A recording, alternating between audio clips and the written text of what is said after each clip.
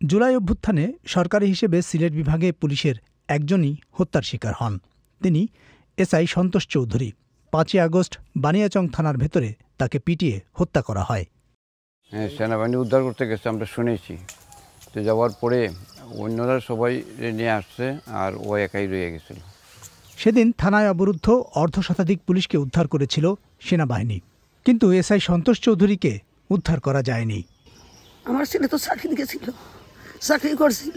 এটা তো আমার মা হই, আমার অনবরত প্রশ্ন জাগে, সব বাঁচলো, আমার ছেলে কেন বাঁচলো না, কেন আসলো না। বানিয়াচংয়ে সেদিন কি ঘটেছিল জানতে প্রত্যক্ষদর্শী, সাংবাদিক এবং আটকে পড়া পুলিশ সদস্যের সঙ্গে বিষয়টি নিয়ে কথা হয় বিবিসি বাংলার। তাদের কথায় হামলা, পাল্টা হামলা, গোলাগুলি সব মিলিয়ে বানিয়াচংয়ের পরিস্থিতি ছিল ভয়াবহ। চারদিক থেকে থানা ঘেরাও করে হামলা, অস্ত্র লুট করে থানায় আগুনও দেয়া হয়। ৫-১০ হাজার লোক থানা ঘেরাও করে ইট মারতেছিল এবং থানা পুরাই ছিল। থানা যে দোতলা বিল্ডিংটা, ওইটা প্রত্যেকটা রুম আগুন দিয়ে দিয়েছিল। নিচতলায় আগুন, উপরতলায় আমরা এই একটা রুমে বন্দি ৬০-৬৫ জন লোক।